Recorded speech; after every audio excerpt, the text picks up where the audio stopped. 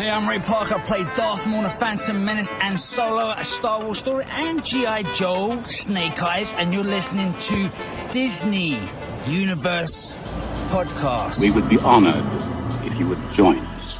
To infinity and beyond! I'm Mary Poppins, y'all! You are without doubt the worst pirate I've ever heard of. But you have heard of me. I only hope that we never lose sight of one thing. That was all started by a mouse.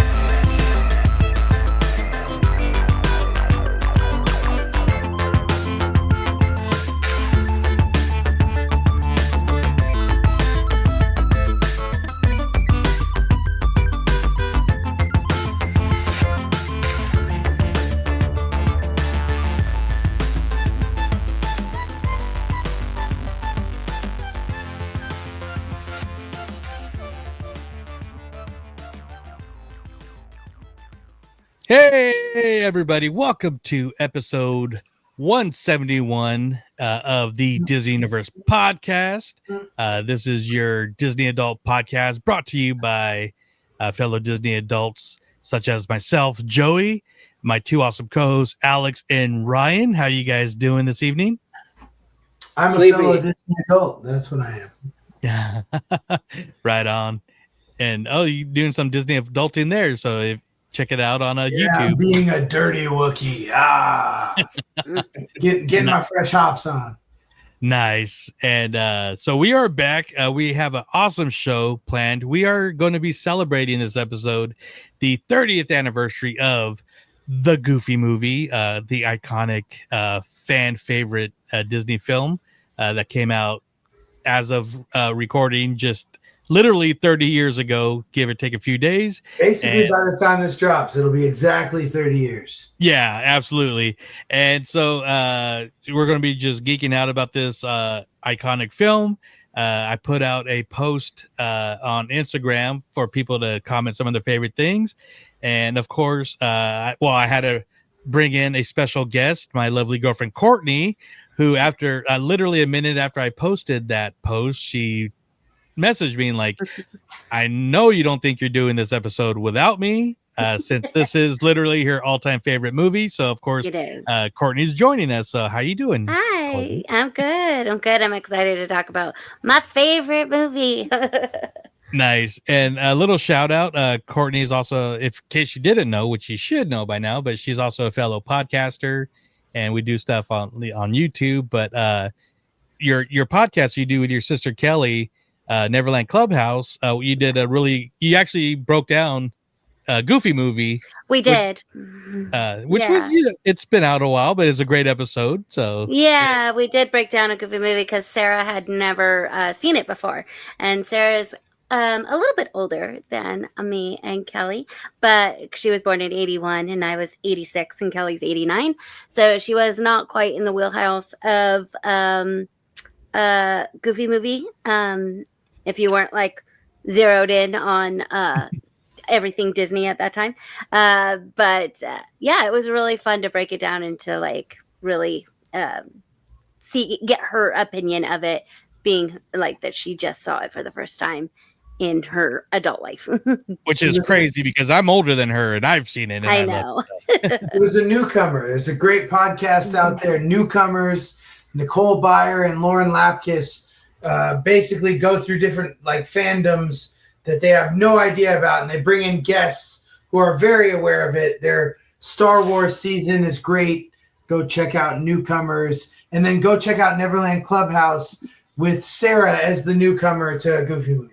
Yeah, absolutely. After this episode comes out, we'll be sharing it as it was a really great listen. How you guys like usually you have Sarah on the show and you know she's expert on Star Wars and so many other stuff. Then it just was, I love you, Sarah, but clueless about Goofy movie and did not understand it. But it's a great listen because it's like the tables are turned. But check that out. We'll share it after this. But no, I'm glad to have you on here, babe. So thank you for coming.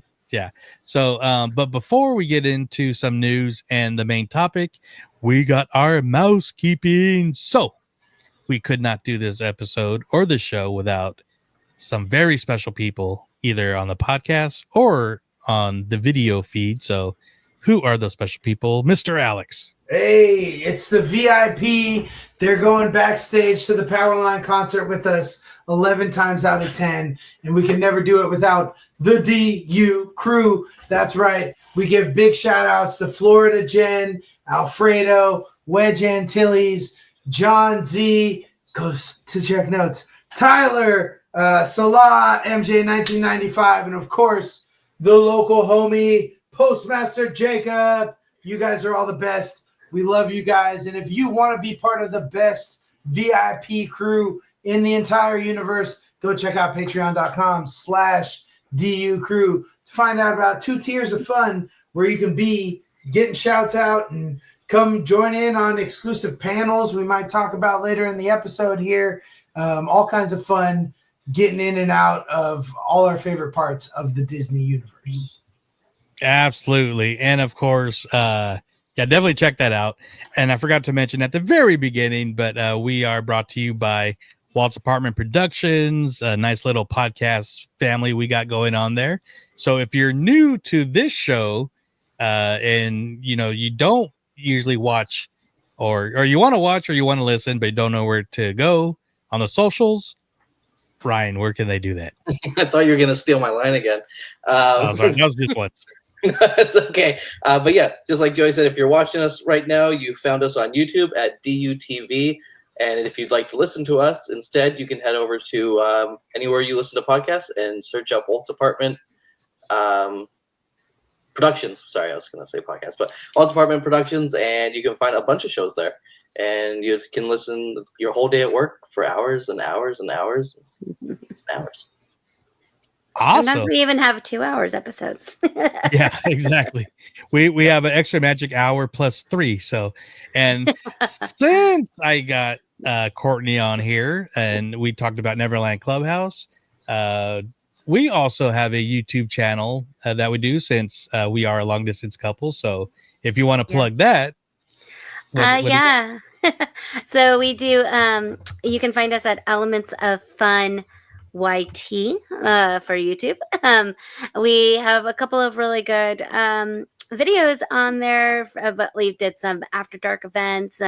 We did, every time we get together, we try and record stuff, and Joey does a good job of putting together a little video of our time.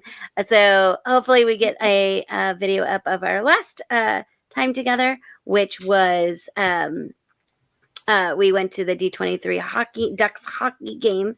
So hopefully we get a video up about that. We are also affiliated with We're in the Park, which is, a fun park games that you can do in case you don't want to wait in line. You can it's all about finding details in the park. We do have an affiliate code called ELEFUN10. Yes, good stuff. So, and still plan on filming a video of us playing the game. But yeah. I know Alex has run into them on a couple of trips.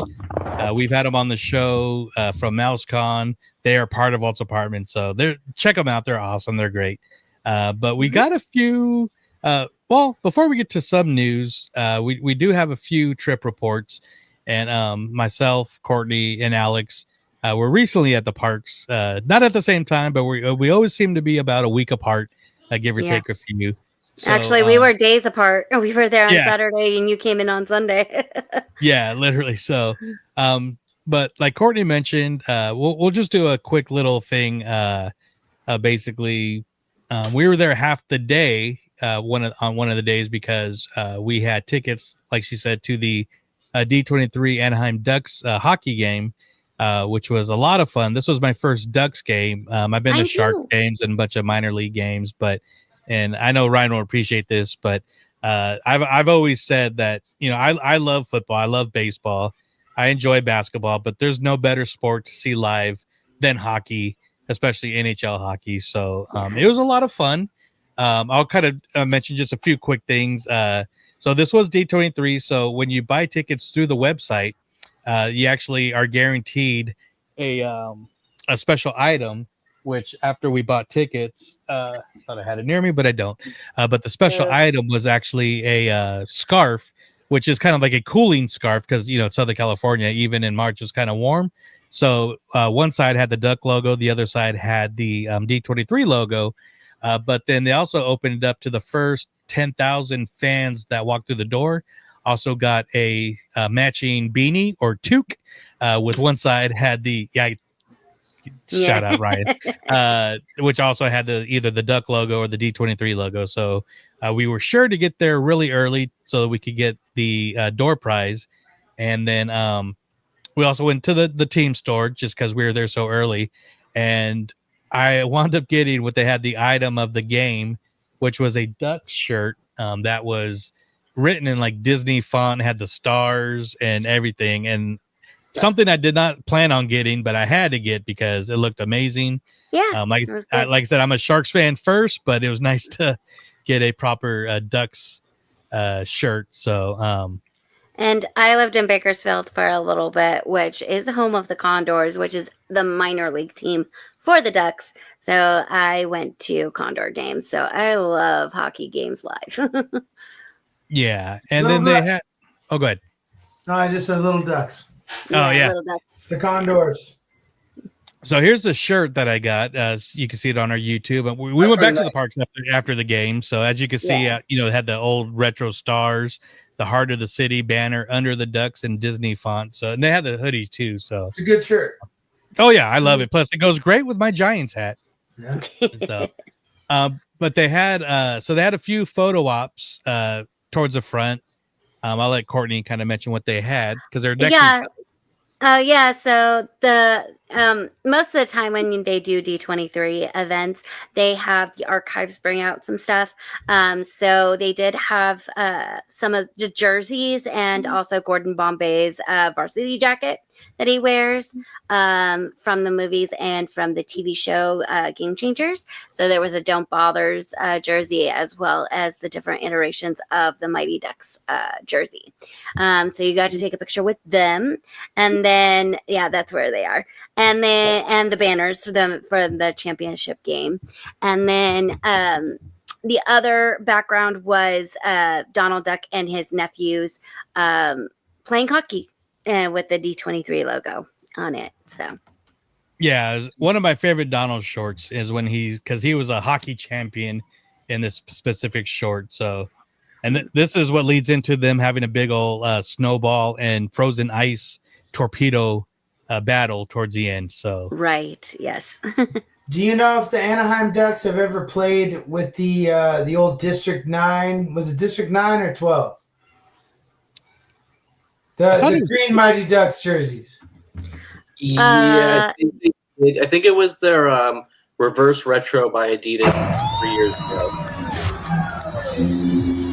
I definitely like the old school white ones. I'm pretty sure that's like what they opened with when they started the team.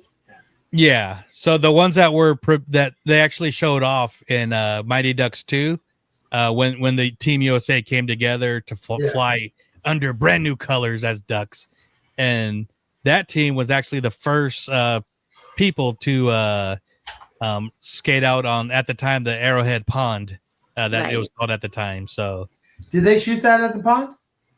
Yeah, they shot it before the season started. So nice. Yeah, so very cool. They did like a little mini 30 for 30 talking about like the team and its advent last year. That was pretty cool. Yeah, and of course and the Angels, but that's a different. Yeah. Well, they were already a thing before the movie. Yeah, but the only slight complaint that I had, because it was a great time, the Ducks did lose. They were kind of flat that night. Yeah, but it was still a lot of fun. Like I said, the way they do projection mapping on the ice is different level. That was crazy.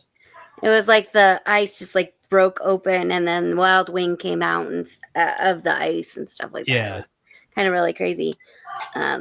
Yeah, but also it wasn't really like there wasn't enough D23 in the game, or like in between the games or whatever. I mean, I get it; it's a hockey game, and you wouldn't really think those two things intersect. But if D23 is sponsoring the whole night, I would think that they would at least shout them out at least more than one time, and it was kind of like a afterthought, and I was just like, oh, okay. It was all over the place at the Angels game. I mean, it was mostly Lorcana, but like you saw D23 on like the the video board strips around the stadium and stuff. The whole Yeah, day. they barely even acknowledged D23, and they played maybe 3 or 4 Disney songs. They did play Eye to Eye, so it is kind of like in the Goofy movie spirit, but they played yeah. Eye to Eye, Soarin', then like decom movies that I wasn't familiar with. So Soaring, like soaring over the ride. Yes, like Soaring over California. All right, Yeah. I like that. But I mean, we've been to plenty of Star Wars nights at the Giants, and when they do the player introductions at Star Wars, between innings, they're showing Star Wars videos, they're playing music. So I was expecting a little bit more of that. They did show like 1 or 2 Disneyland commercials, but I mean that was really it. But other than that, it's still a great. We're already buying. We don't need to be sold. Yeah, give me the entertainment. Give me the good. But the thing is you have a lot of Disney fans that are part of D23 that were there that night, and you barely recognized the club, So that was just kind of a little disappointing, just a tad. It sounds like it was a bummer for those of people like us, like you guys, who were there for the event and are big Disney fans looking for something additional. But for those people who were the casual Disney fans and showed up, they probably got exactly, especially having the Disneyland commercials, exactly what was prescribed for them. Exactly. But it was still a lot of fun. The crowd was great. There was a lot of Mighty Duck movie jerseys, and they do a quack. Yeah. Quack. At the beginning, when they announced the team. Right. And when they do the power play, they go quack, quack, quack. I was going to say, is that a normal thing or is that a D23 night thing? I think it's a normal thing. It sounded like. Yeah, so we'll find out because we'll be going to more Duck games in the future. So it was a great time, but again, like you said, no, we didn't have time because we were doing something else before that, which I'll bring up shortly. But you mentioned doing the Angels game, so we are going to this year's Angels game at the D23 at the stadium, which is happening May 25th, and they already recently announced those giveaways. So the exclusive thing for D23 members that bought tickets through the site is this awesome D23 day Stitch pin that you'll be able to get there. And then That's much better than last year. I think they only got a postcard or something. Yeah, they got postcards. But it was still cool because it was like Walt and with the Angels and stuff. And thank you, We're in the Park. They gave me one of their sets of it, which had multiple postcards. There's like a set of like 6 or something. That is cool, but a pin is a little bit more concrete, more tangible. Yeah, more Disney-y. So, and then also, if you're also in the first 23,000, they're giving away this D23 Stitch water bottle. Ooh, the matching water bottle. You're going to get a lot of good offers for that pin, I bet. Oh, I know. So we're excited. So we'll be going to that game in May. And it comes out the same time as Lilo and Stitch, the live action. So it makes sense that Stitch is the same day, right? Same weekend. So it's like same weekend. I think it's Memorial Day weekend. So yeah. Oh yeah, you guys get a holiday that weekend. But before that, we will be at the Angels game against the Giants, which is also Star Wars weekend. So we're going to the game where they're giving away the big A with the Millennium Falcon above it. Along, they'll have Star Wars fireworks show. So it's a replica of this thing next to the stadium that they would like to light up when they win a game, but it doesn't happen that frequently. So it's just this big dark A that's along the 5 freeway. That's it, but it's gonna have a Millennium Falcon over it, which is cool. Maybe you can light the Falcon if they can't light the A. That just sounds funny. So let's see here. But what did we do before the game, the hockey game? So I was trying to show something, I couldn't find it. But so we did not go to Noble Ale Works because before that we were at DCA because Courtney got us kind of a belated Valentine's gift, tickets to the one of the craft beer seminars going on during Food and Wine, and it was perfect because it was one of mine and Alex's, one of our favorite breweries in the Anaheim area, Unsung Brewing, which is just right down there in downtown Anaheim, just around the corner from the Packing District. So this was really cool because there was a couple other ones at different times, but because of the style of beers that one was doing, which was not my regular style, she just kind of went out and got tickets to this one, which, like I said, was amazing. If you listen to Fresh Hops, you've heard us record live from there, and and we'll be recording probably in the future. And dude, I'm down to have that mimosa one again. Like, I want that. Oh yeah, so they had I'm not usually a seltzer person, but like that one was good. It I tasted didn't like see a it mimosa. at Schmoozies anymore. I was very disappointed. Oh yeah, so this was a great seminar that they do, and it was actually put on by the I believe he was the owner and like head brewer, Mike. Yeah. Clara or something. Sarah? No, I don't know.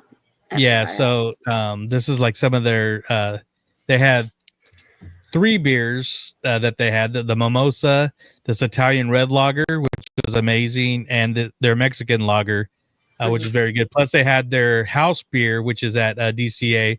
We were talking about it recently at on our recent Fresh Hops with Yellow Cup Social and our boy Josh from Drunken Gentlemen. The hazy, what was it called, Alex? Double hazy Carina. The Carina, yeah. You can be found at Sonoma Terrace all day, every day at DCA. Yeah. So he said they deliver it there at least like 3 times a week. 3 times a week, yeah. So it was a really good seminar. He was giving the history of the brewery. One thing that me and Alex do love about it, if you guys aren't familiar, is this is a very comic booky themed brewery, and I mean it's if you're a nerd, you love the nerd stuff, you'll enjoy this brewery. Mike was awesome, and everything. I enjoyed everything that they had, and so yeah, I drank all of it. It was very good. I'm saving it for Fresh Hops podcast. When we get Mike on, we'll talk about the lore. But I ain't gonna talk about it here. But I love Unsung. I'm jealous that y'all got to do this because there were breweries I was stoked on every weekend, but the weekend I was there. No disrespect to Karl Strauss because they're the OG for beer in DCA. And to that point, I remember doing a Karl Strauss beer seminar back when Food and Wine had free beer and wine seminars during the park times. So but they're very affordable. It's just $25 a person. Not that the cost is anything. I'm just saying this was so many years ago in the advent of Food and Wine, they weren't charging people for it yet. Got it. Yeah. This was and then they figured out they could charge. the wine walks and beer walks, which were really cool too. And that's when they started charging people because you got a little passport. And, and it was about what, 45 minutes to an hour, give or take? Yeah. Where did they hold it? At Sonoma Terrace. Okay. Yeah. So like the whole thing, they just block it off? Was it? Yeah, they block off a little area. Mm-hmm. Okay. Yeah, which people at first were like, "Oh, people are trying to sneak in there, take our seats," but they're part of it. They just didn't. They had a handicapper. They were older. So she needed to sit down. And for sakes of like cost and compensation, about how much beer did you get during? Well, you got the 4 glasses. 4 tasters, and actually, so about a 4 flight. tasters. Yeah, it's 4 drinks, and like they went up in percentages. Like I was definitely feeling it a little bit. Like they went from the Mexican lager, which was like what 4% or something, like 4.9%. Is that after you drank some, or is that just what they poured you? No, that's after we drank some.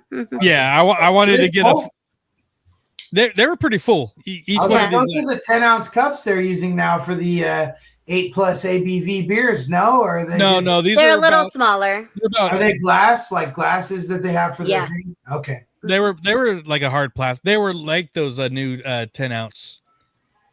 Even if those are halfway 5-ounce, I mean it seems like it's probably a little more than you get in the festival flights that they charge you $20 for. I mean, I think the double hazy was about an 8%. Well, and that double hazy is pretty full over there. Yeah. Well, it's right when we got the name of it, because I was trying to get pictures of all of them before I decided to drink them all, and I think it was about a 8 to 9%. But these are about 5 to 7 ounces, in my opinion. I think the mimosa was 9%. That's right. Mimosa was 9%. Yeah, I know that was 9%. We talked about it on the trip report from our run because we rope dropped Mimosa Seltzer at Schmoozies. It was pre-rope drop. I still can't believe I bought a yellow cup before 8 a.m. Yeah, that was. That's crazy. I have receipts on Instagram. But we didn't get to our, because we had the Super Saver when we went last month, and we are going to get some of it, but it was just super packed, and we didn't have time because we wanted to get to the hockey game early. So we left right after Unsung, and we kind of changed real quick. But it was a great time. It was a great seminar.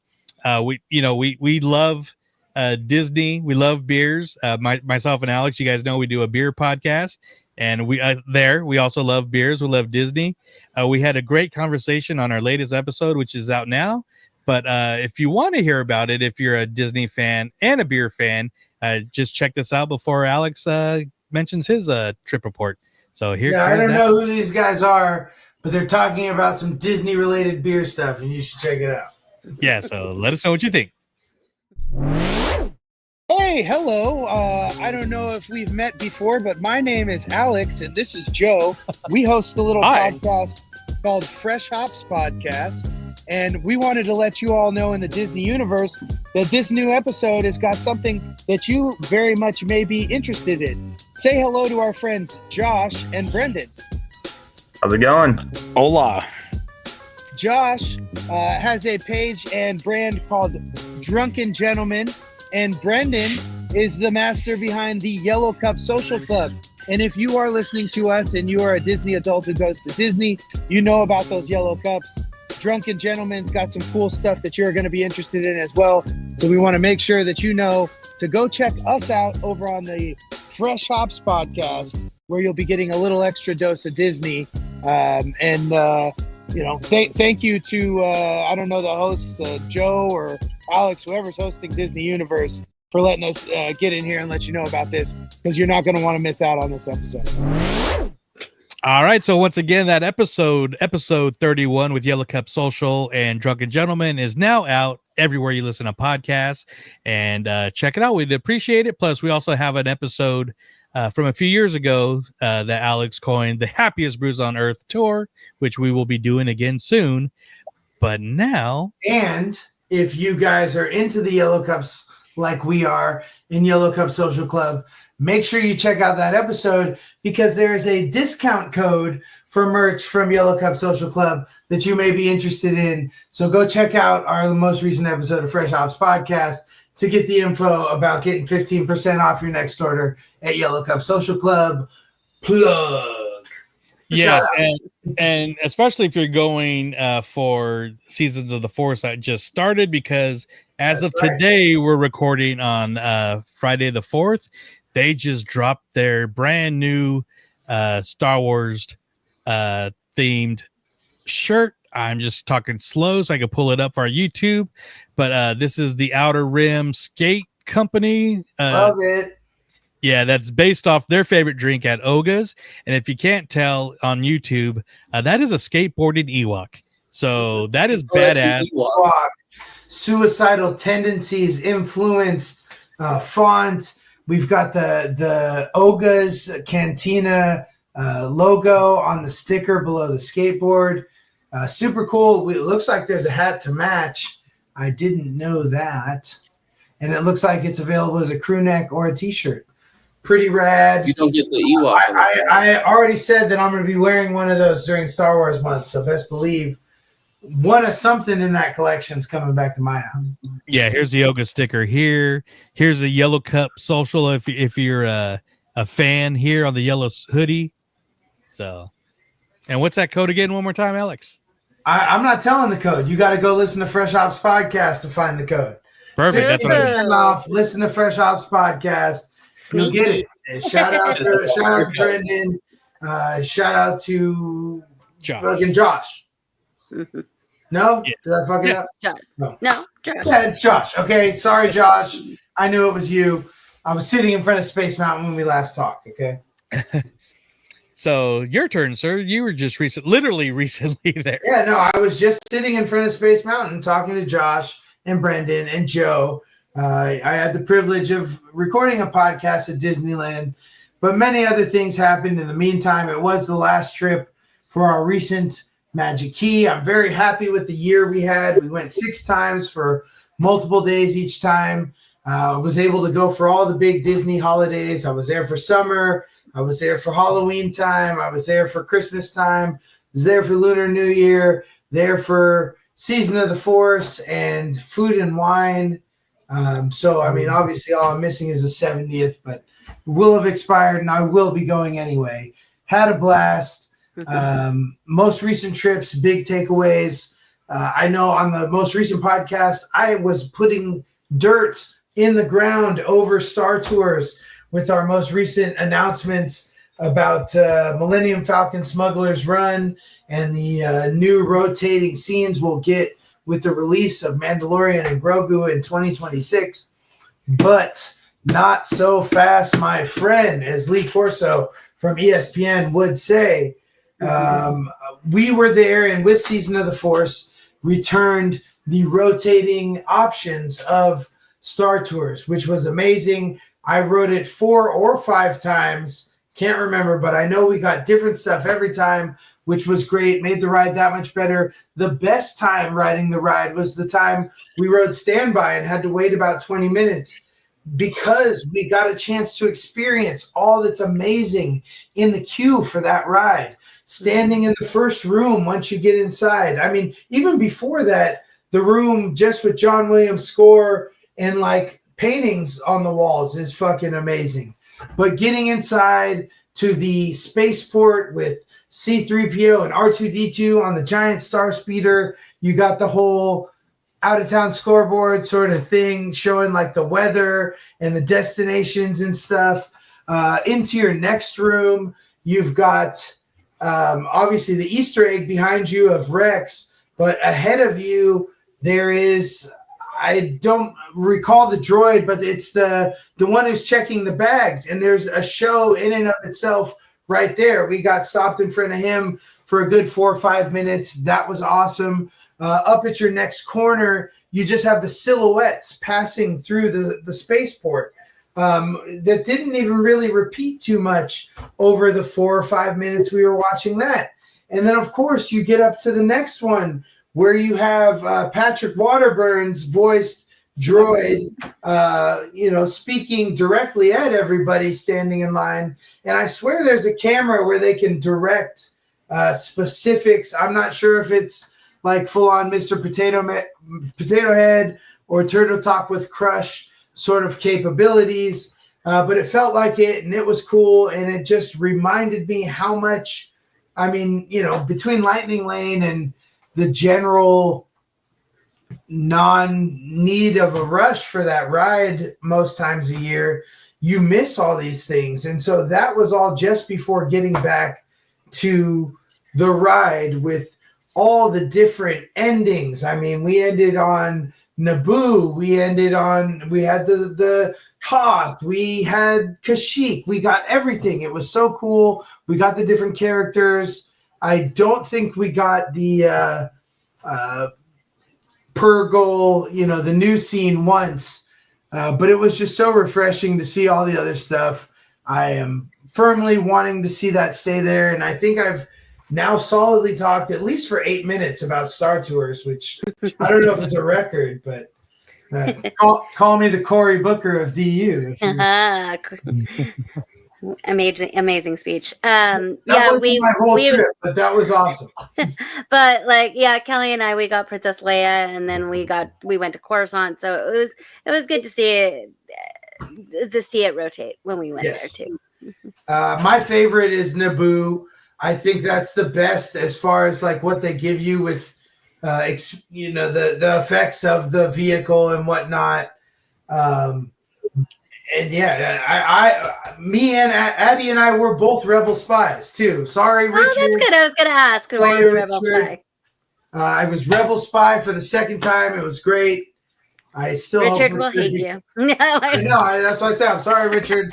Richard, make Richard Rebel Spy Again is like Mike New, Make It Great Again right there. Yeah. Make Richard Rebel Spy again for the first time. Ever. Me too. I've been once. I have been One of our, I guess, spaceport attendants was trying to tell us a little bit of how it went because someone in our party was asking. I really didn't want to know. I was good with it. Every time I go in, I'm like, look rebel-like. Look, you know. Well, I know the secret in a way, but it's only worked once. And I've been next to two spies. Okay. I heard if you look bored, then they'll choose you.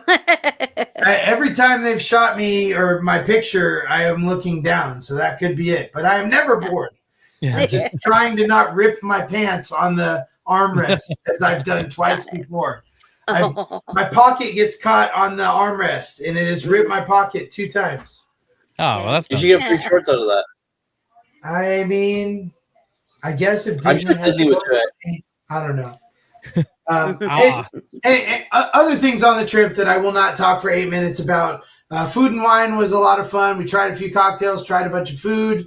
The Assad dose was not as bad as most people on the internet led me to believe it was. I thought the chicken was pretty well seasoned. The green salsa was great. And while everything is kind of overpriced for the size you get, I thought for the portion you got there, I mean, it still would be $20 to get 2 of them, but that's enough to make a meal. And my favorite thing was the Gruyere sirloin mac and cheese. We had that 3 times, as well as the Snickers macaron, neither of which being a new item. So I guess, you know, stick with the old shit. There was good new stuff too. I enjoyed the pickle whiskey thing. Pickle whiskey sour was good, but just like Mr. Cheesy Pop said, it needs another shot of bourbon.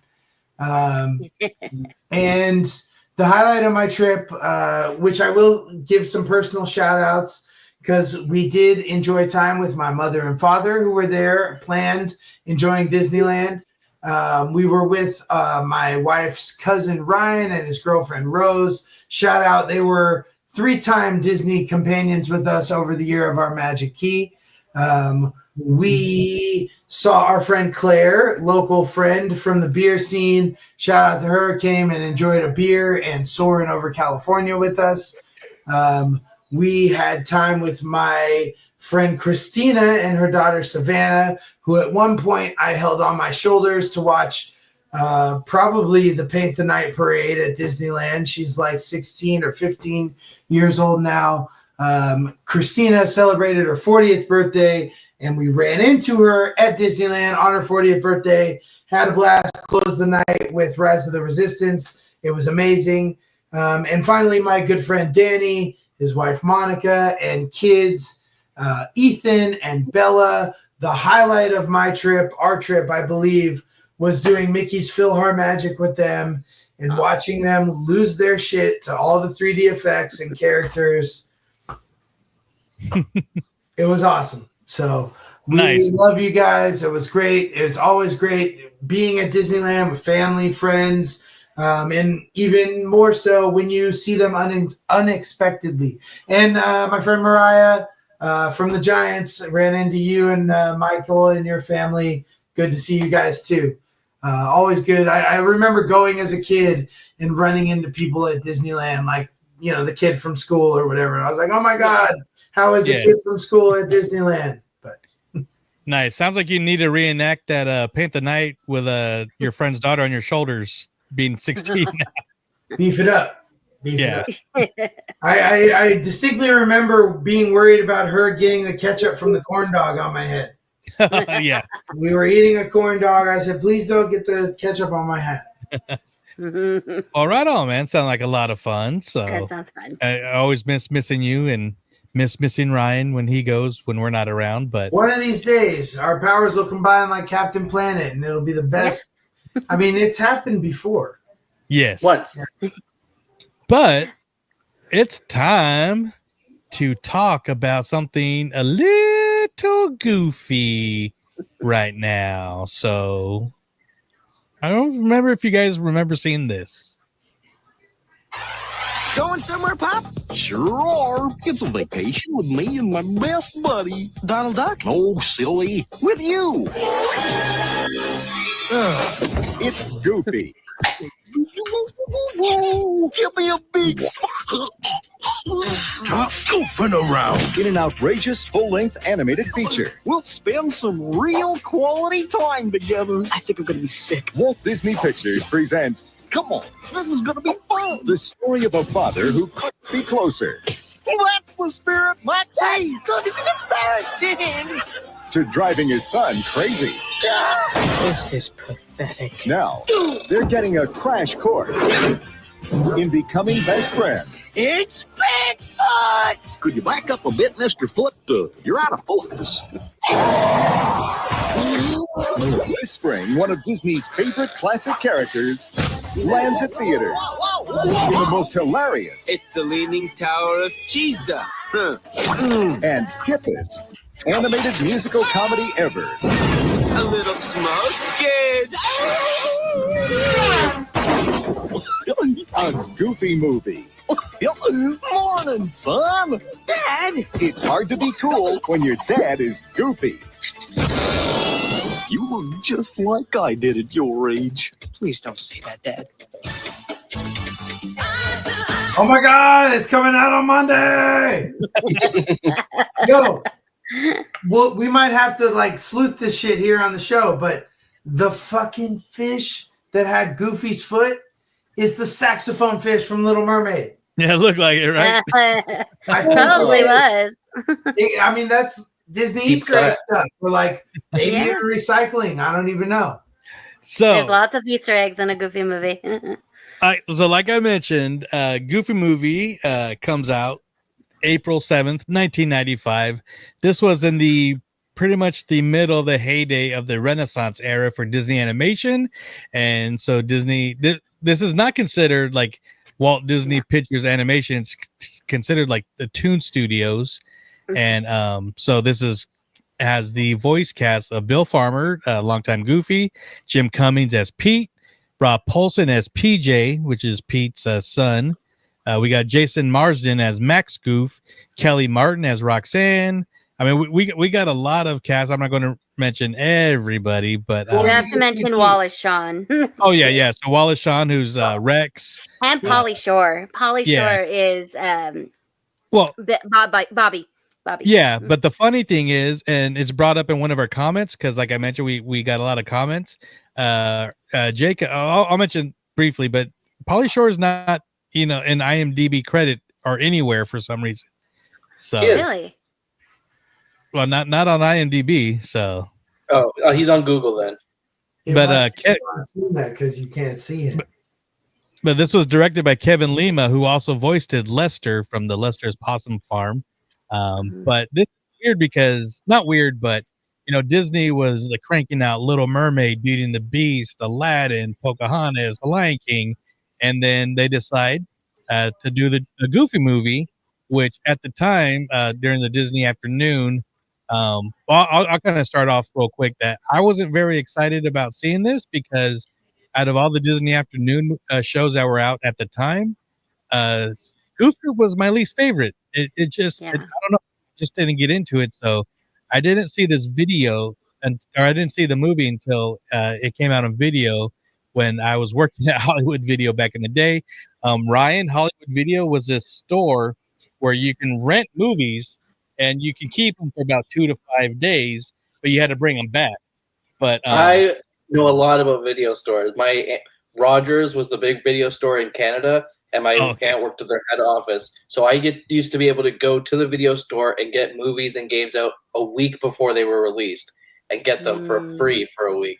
So I was the cool kid in Call of Duty a week before always. Well, and before that too, when you rented them, you had to be kind and rewind. I had VHS too. Not a DVD. Okay, just checking. All right. But before we get too much further, I want to know, Courtney, what were you doing April 7th, 1995? So I actually didn't see the movie in theaters. I actually would rent it from Blockbuster, which is really funny because I actually, when I was in my college years in like 2008, 2007, 2008. I actually worked at Hollywood Video as well. So, but yeah, I didn't see it until it came to VHS, just because like when we were little, we didn't really go to the theater that much, and we were always at the dance studio. So a lot of the times we waited until it came to VHS. Joe, where were you April 7th, 1995? I was probably playing baseball. See, I was going to go with you. Same thing. Probably like playing soccer. I guess baseball spring. I was probably playing baseball, getting down on some orange slices. 2468. Who do we appreciate? The other team, I guess.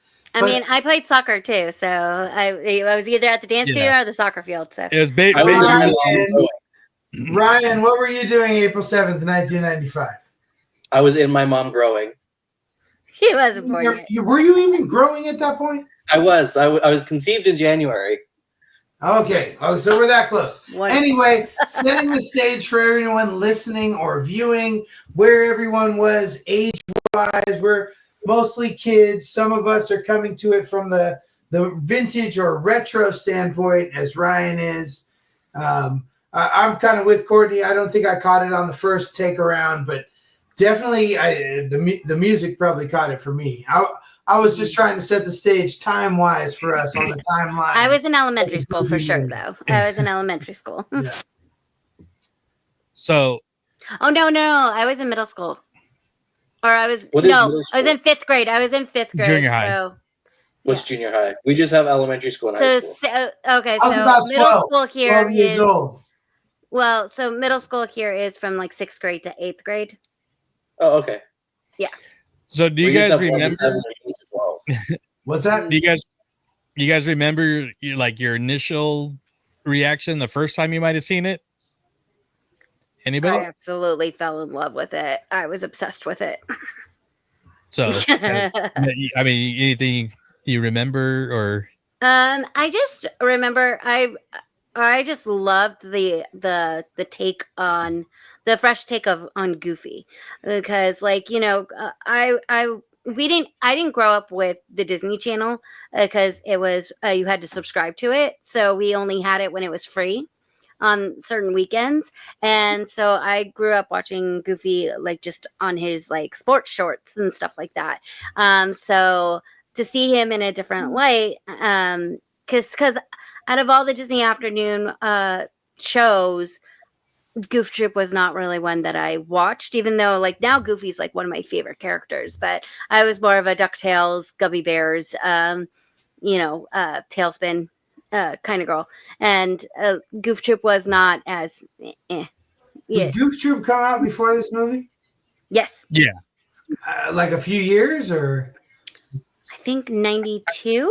Yeah, 92, 93. Okay. And then this is 95. Yeah, so a few years. It had been a couple of years since Goof Troop was on the air. So Max was younger. He was elementary, 6th grade. So Max was introduced in Goof Troop. Yeah. This iteration of Max, he was always in the shorts and in comics, but he didn't have a voice. He was just Goofy's son, basically. So comics is probably the first place he came through. Yeah. Yeah. But I kind of was thinking about that recently, or upon viewing for this podcast, and I'm sure it'll probably be addressed in the documentary we'll talk about in a little bit. But that's very interesting. I don't recall the advent of Max. Mm-hmm.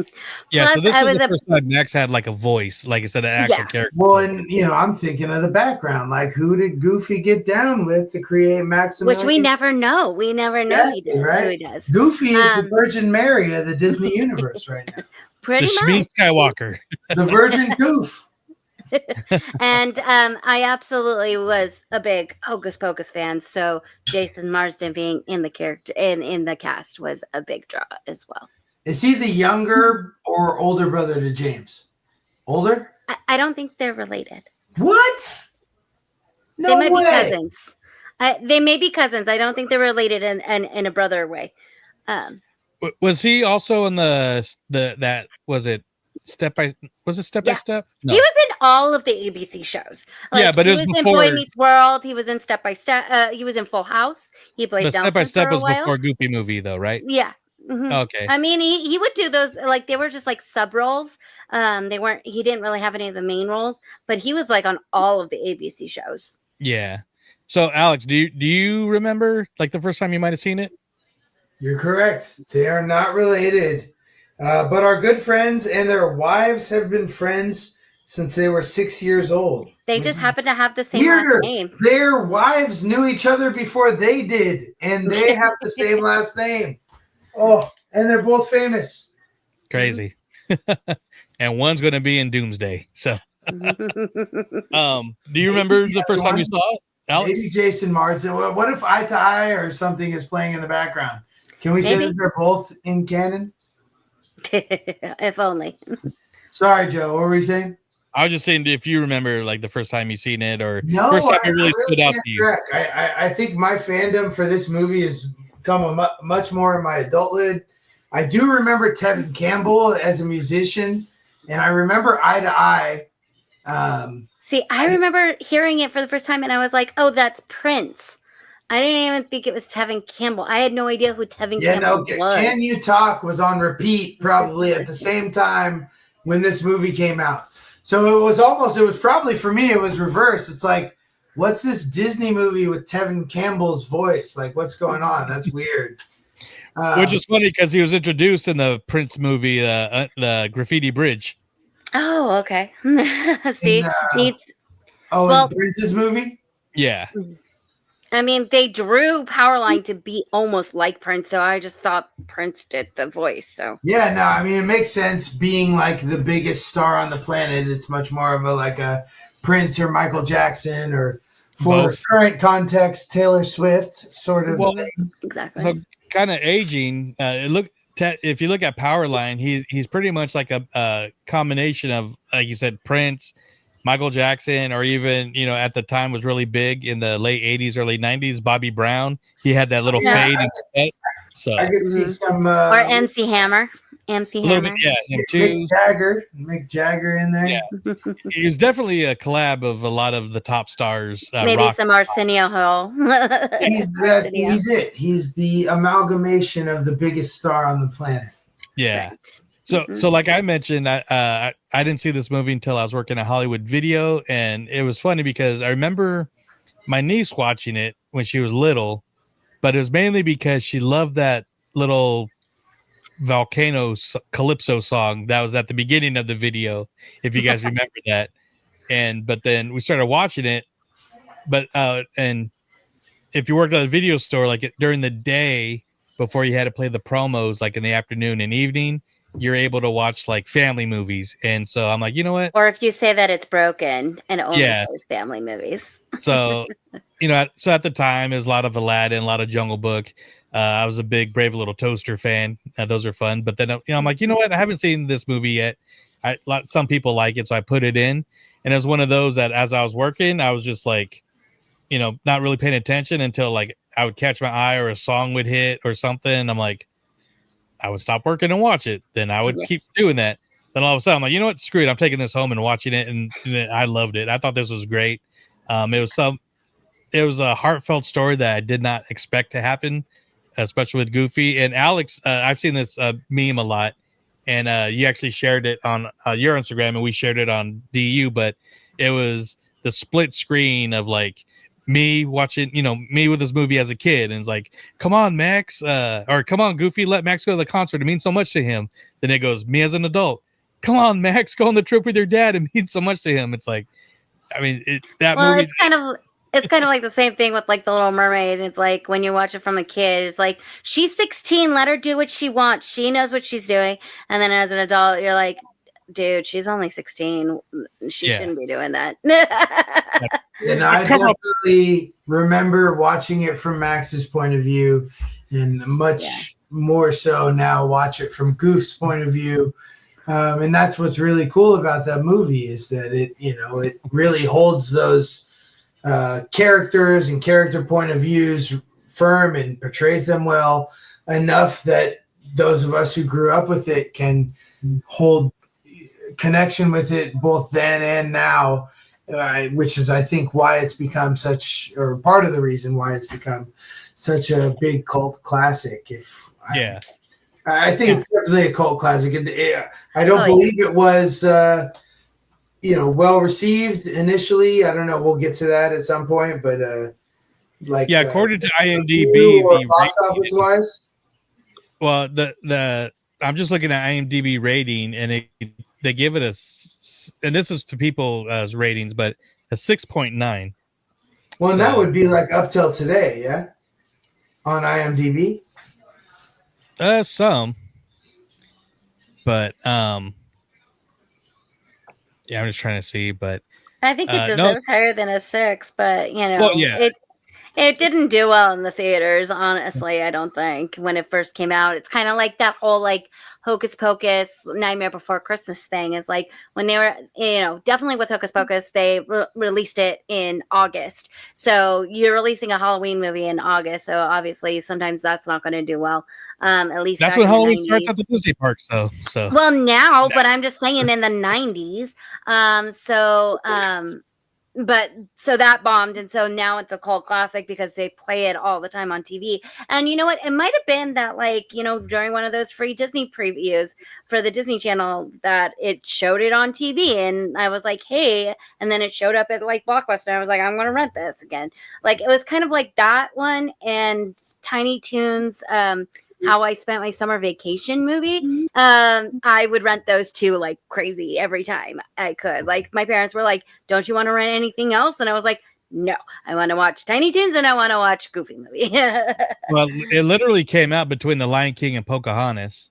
So it's a different vibe for Disney. I haven't checked with Ryan, but I know you don't remember your initial, but what are your thoughts on the movie, since you've seen it? I wasn't around when it came out, not by much. We already got into this, but I really I didn't have it on VHS at home, so it wasn't one of the movies I watched all the time, but it was one of my library movies on VHS. So I think we got our DVD player in 2003. So before then is when I watched it. So before I was 8. I've watched it as an adult. I haven't watched it too recently. But I like it. I don't have any complaints. It wasn't one of those movies I grew up with. But when we do that Toy Story 30th, that's wrong. Well, you weren't around when that came out either, so I mean. But that's what I grew up with. Do you have any take on the difference watching it as a kid and as an adult, with the Goofy and Max perspective?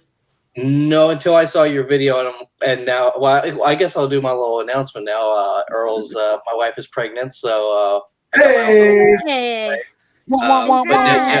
Big Goof Ryan. Big Goof Ryan. But yeah, so I'm sure now when I do watch it, sit down and fully watch it, it'll hit different. So, yeah. Ryan did his own perfect cast. Hey. Well, congratulations, buddy. That's good news. So thank you. Appreciate it. Wishing a healthy, baby boy, for baby and mama. So I mean, honestly, you could only hope to be as great a dad as Goofy, right? This is very true. He is a very good dad. Yeah, I mean, he was a photographer. Mall photographer. Hey, so you are Goofy. Big Goof Ryan. So you're gonna have to change the Disneyland kid to Big Goof Ryan. So. Big Goof. I kind of like that. I'll say we can call him Little Goof. Him or Little. Right on. Well, we'll call the little one little Max for now. So yeah, we got 6 weeks until we find out if it's a boy or girl, and if it's a boy, Walter. If it's a girl, Lucy. So. Oh, nice. Classic. Yeah. Classic. I love it. Okay, so let's jump ahead. This movie is filled with memorable moments, memorable quotes. So I will start with, I guess, Courtney. What are some of your favorite moments or? Oh gosh, from this. There's so many. I mean, obviously, I love when Max is Powerline and is performing at the school. That's one of the most iconic things ever.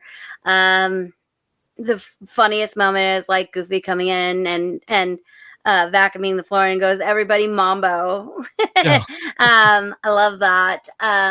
But also, I was just watching the end of the movie recently before we hopped on here, and the heartfelt fight at the end when they're on top of the car right before they start the song, and Max is finally opening up, and they're going over the waterfall and they're kind of fighting over that is a very memorable moment of you got to talk to each other, and we always kind of butt heads with our parents every once in a while. I know I butt heads with my mom growing up, so but you got to talk to each other, the whole thing about him just out of the blue planning hey, we're gonna go on a road trip, but Max was like, I got this date I was gonna go on, you know what I mean? So if he just would have said, but Dad, can we leave a day later because I have this date, it's all maybe about it could have been all avoided, you know what I mean? But it could have just been a Disney short. Exactly. Yeah. But I mean, just it's all about communication between. But they needed a father and that son. trials to bond. Yes, exactly. And I could basically the entire film is memorable to me, but nice. Eye to Eye is awesome too. Favorite moments, Alex? Roxanne.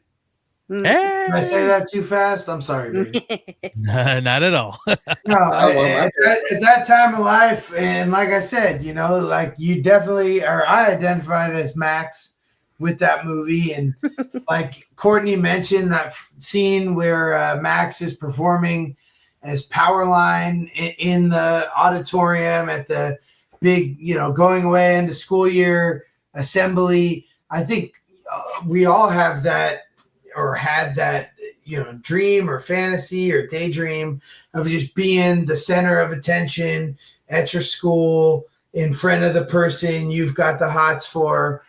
So that really channeled, and that's a really cool moment in the movie.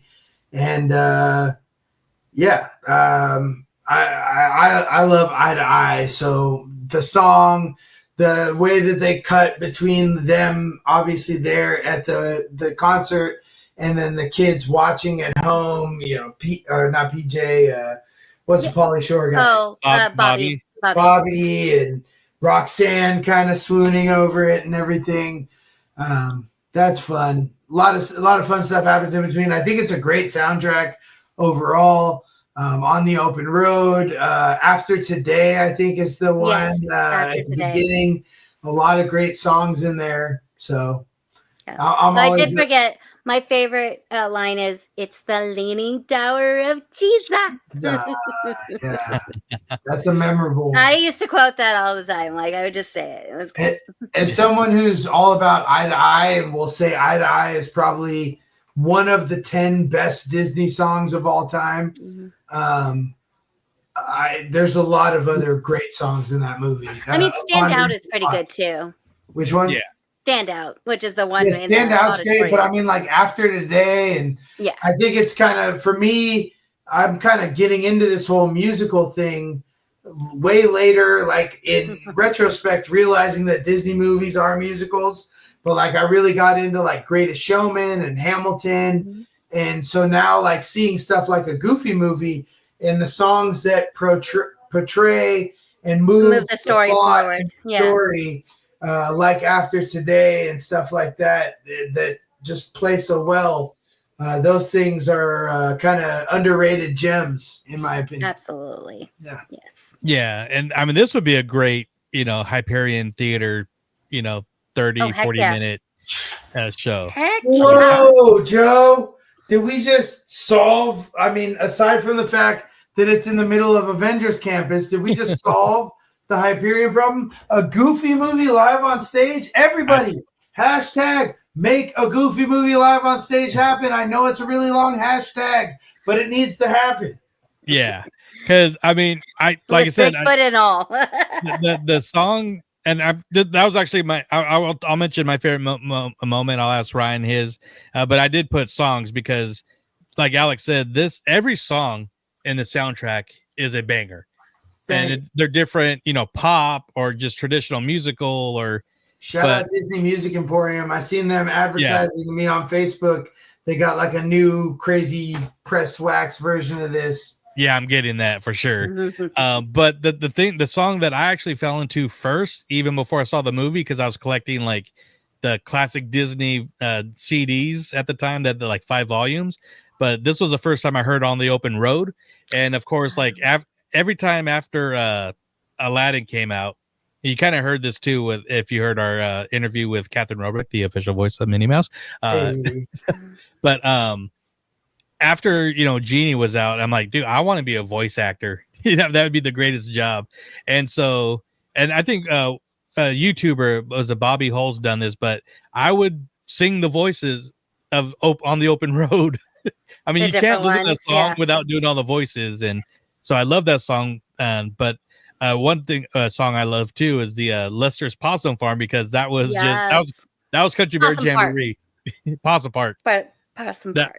But that was Country Bears, kind of cracking on them. So, but I think my favorite moment, you briefly mentioned it, talking about the live show, Courtney, but the comedy of Bigfoot when they're trapped in the car. Oh, absolutely. Freaking hysterical. Amazing. Especially when, like, he's got the underwear on his head and he pokes his eye out of the hole in the front of the tidy whities, or the headphones going and it's staying alive. And then plus, on the side of that, he's dancing in the background, but on the side of that, the old, you don't remember High Dad Soup? I mean, that whole heartwarming scene. So, that, and anytime like Pete was just trying to be Pete. Oh and, my goodness, yes. Just Jim Cummings and Bill Farmer together is just gold, either if it's comedy or storytelling. And if you haven't listened to, but I always talk about Jim Cummings' podcast, Tuned In with Jim Cummings. He has an interview with Bill Farmer, and he's like, they kind of both like just gave each other flowers, because like this was like the best Goofy ever. I mean, you feel bad for him in the way he acts, and then he mentions Jim Cummings, as Pooh during the Christopher Robin movie, which was amazing too. So, but yeah, the Bigfoot always gets me. And then Pauly Shore, because like he was so big at the time, the fact that he was in a Disney movie as himself pretty much was pretty amazing. Right? Sorry, I was pulling up the fish that grabbed on Goofy's foot. Oh, you're still on that? I am. I'm still on that shit. And then the saxophone fish from Little Mermaid. I mean, they're very similar. They are clearly different people. Go to the first one. But maybe the same family. But they may be in the same family. Yeah. They kind of have that same vacant They made it like darker. They definitely same hairline, same hair color, skin tone similar.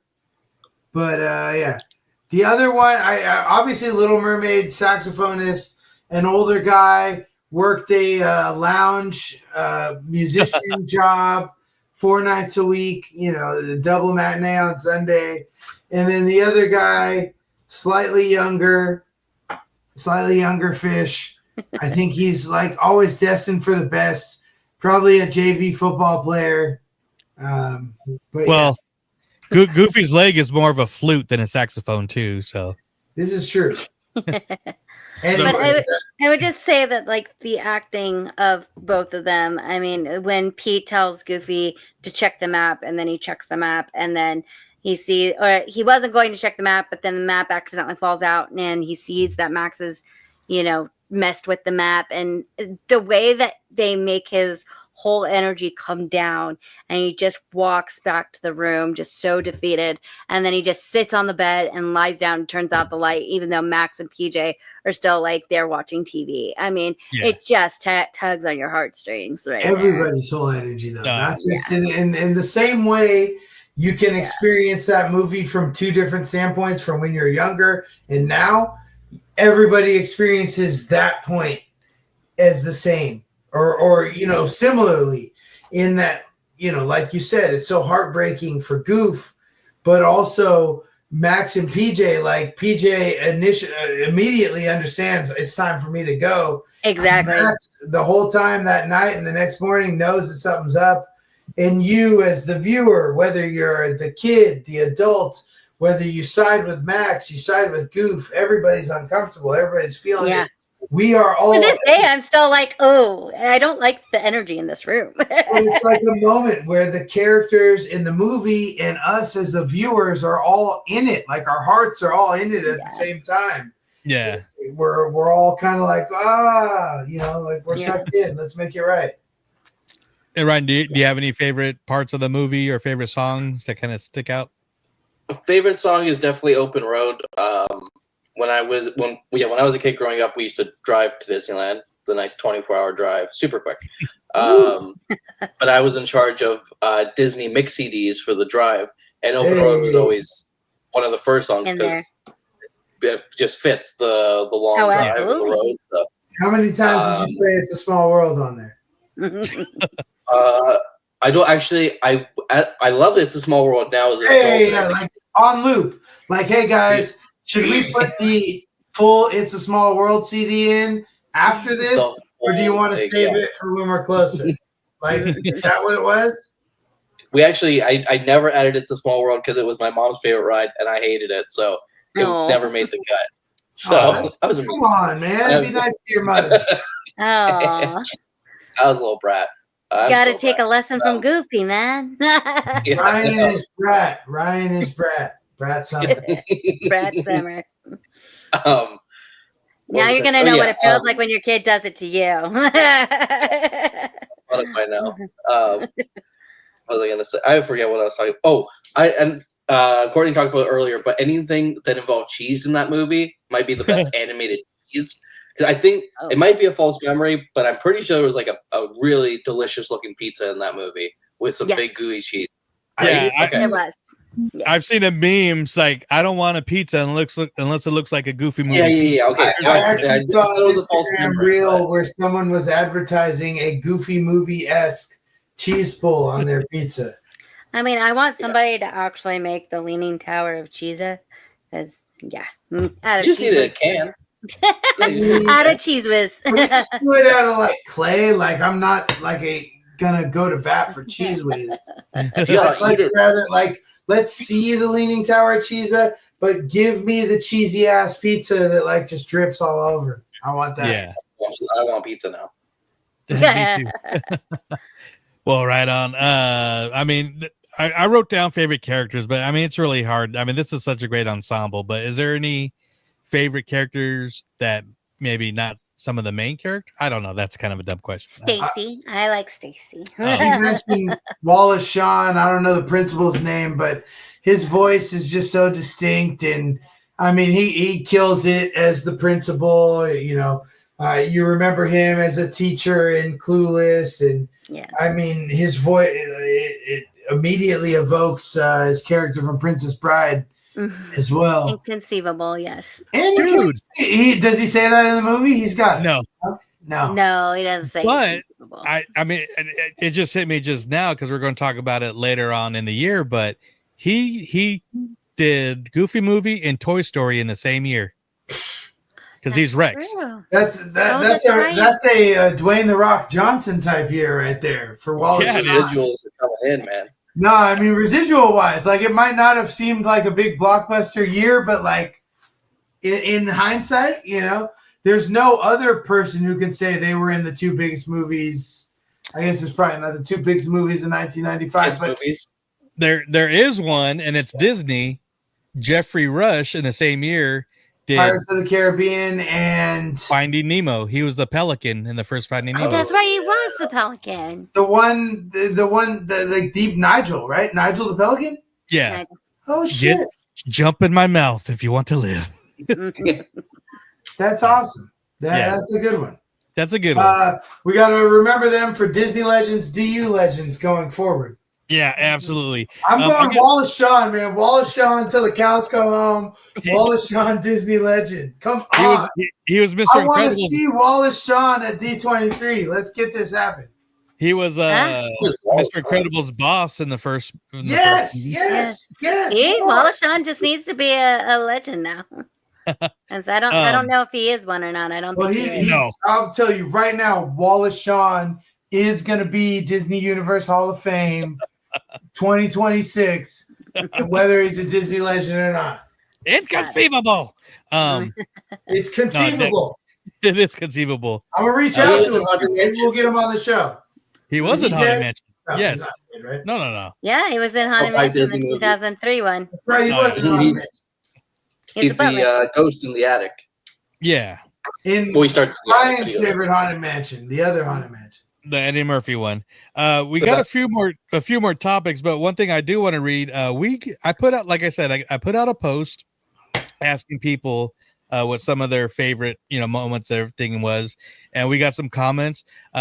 Big shout out because I was mentioning to Alex, Ryan, and Courtney that I tagged all the voice actors in our story too, and Rob Paulson reshared our post, which again, he was the voice of PJ and Pinky from Pinky and the Brain. So he reposted it. So thank you, sir. That's very awesome.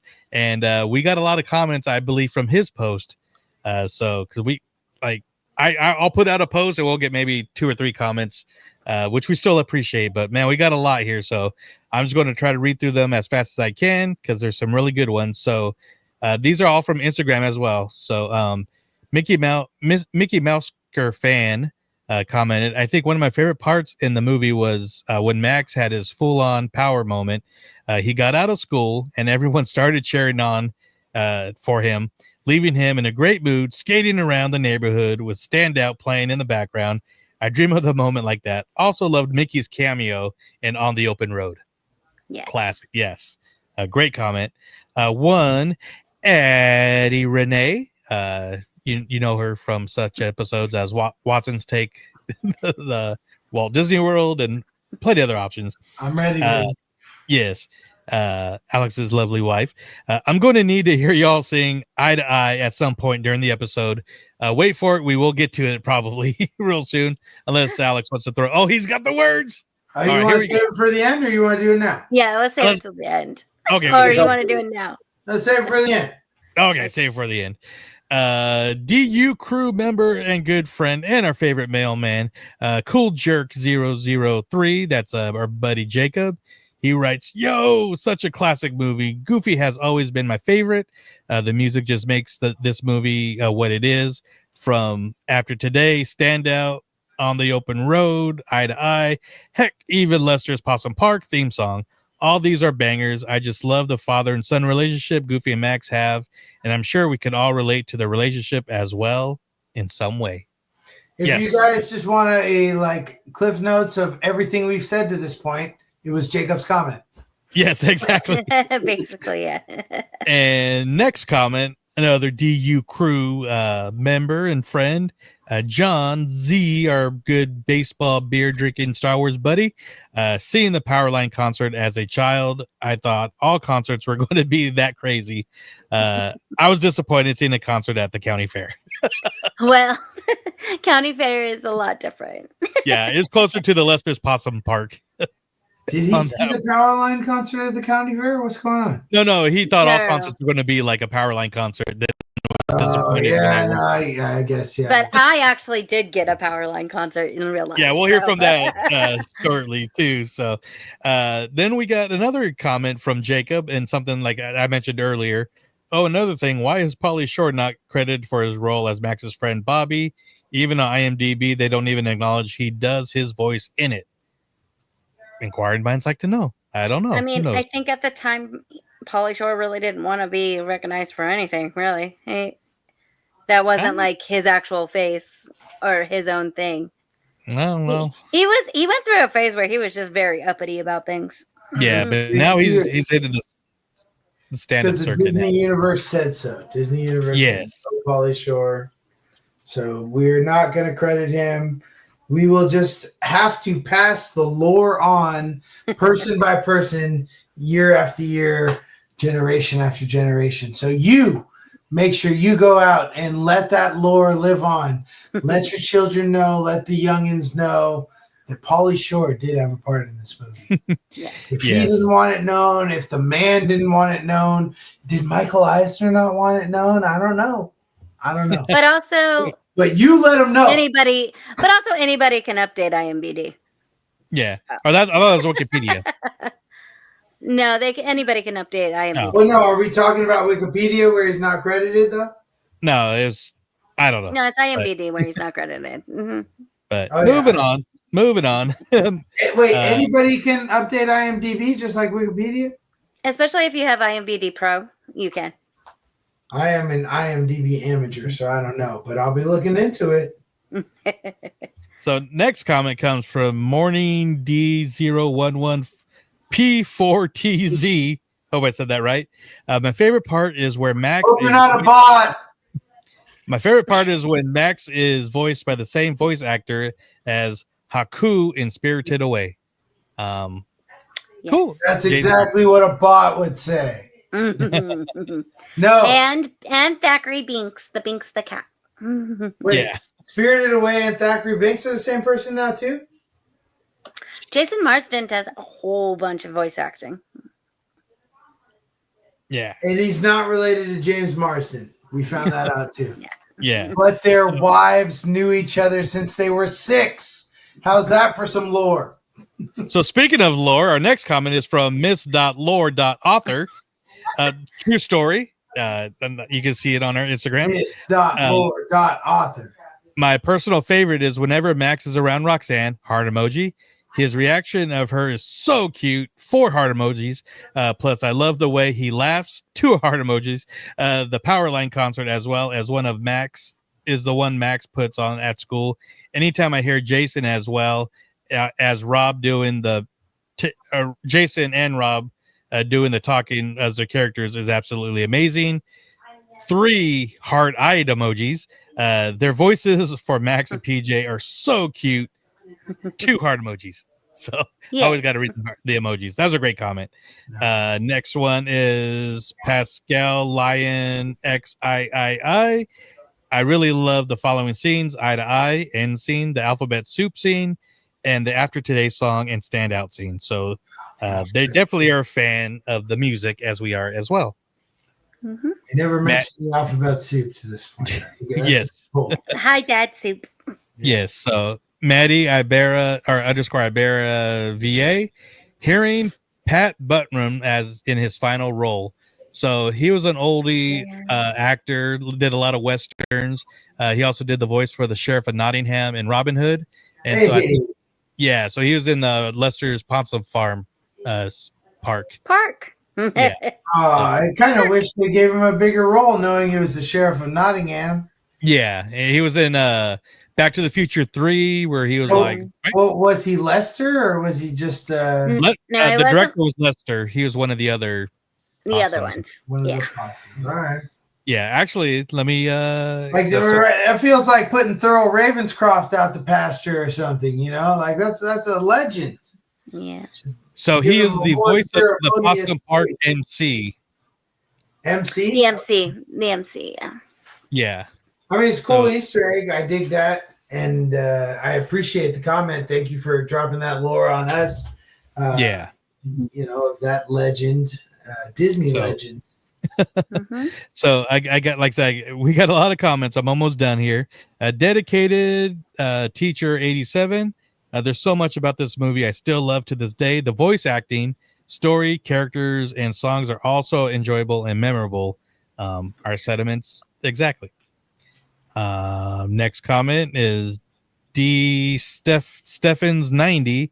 Eye to eye, cliche, probably, but true. So no wrong answer there.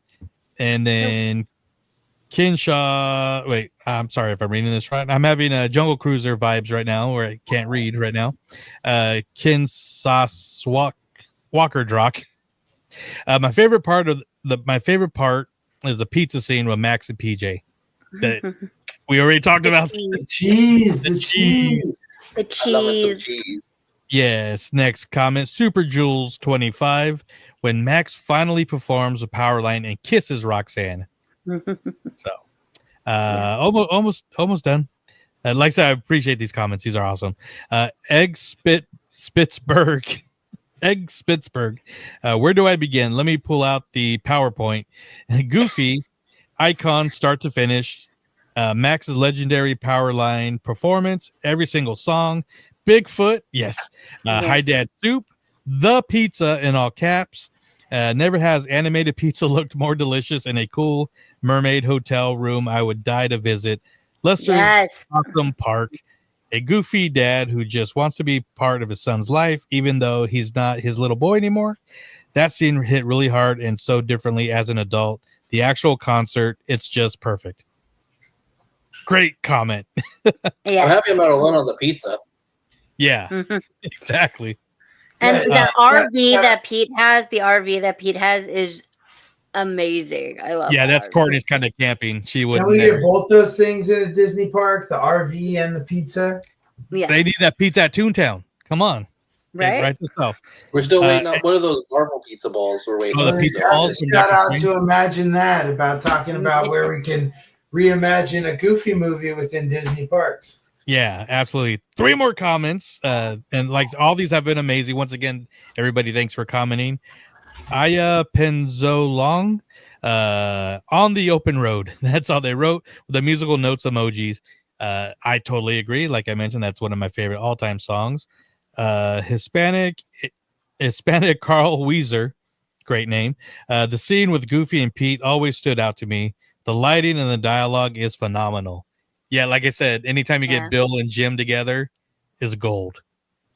They're probably talking about the hot tub scene where Pete is telling Goofy that Max has messed with the map. Because there's a lot of scenes with Pete and Goofy, so He's messing with you, goof. yeah. And our final comment comes from Icon People Pew. The scene when Goofy is distracted, reading the map, and Max looking at the road, freaking out. Super laughy emoji. So, yes, all those comments were phenomenal. I'm pretty sure we all agree with all the comments. They were right on point. It's also especially really funny because those signs, it literally says this way California, that way Idaho, and they're Yeah. nowhere near each other. Exactly. This is really So, funny. so the next thing I had in my, and like again, thank you, Mr. Rob Paulson, for sharing our post and getting us helping to get some amazing comments. Which kind of leads us to one of our next just kind of topics I wrote down, the test of time. And the thing I wanted to ask specifically was, I'm going to talk about merch, the new merch and stuff, but it's 30 years in. This movie gets better with age, but Courtney, you mentioned before that you were at a few of the anniversary presentations at D23 because this has stood the test of time. So can you kind of tell us like a little briefly like what they did for those? Yeah, well, I wanted to go to the 30th one at this past D23, but unfortunately it collided with our Honda Center tickets, so I couldn't go to that one. But in 2015, we did go to the 20th anniversary panel. It was our very first D23. We didn't know what to expect, me and my sister, and I was like, we were getting the panels ahead of time, and I was like, whatever happens, I'm going to this panel on Friday night. It says they're celebrating the 20th anniversary of a Goofy movie, and I absolutely loved a Goofy movie. This is before the like craziness hit recently, because that room was maybe like half full, and it was the last panel of the day on the first day. So it like started at like 6 or 7 o'clock at night, and those panels are only an hour long, or an hour and a half long, or something like that. And because it was the last one, they had a few surprises in store. First of all, it was moderated by Don Hahn. So that was like one of the first times I got to meet or got to be in a room with Don Hahn. And they actually had Bill Farmer, Jason Marsden. I think Rob Paulson was there. The girl who plays Stacy was there.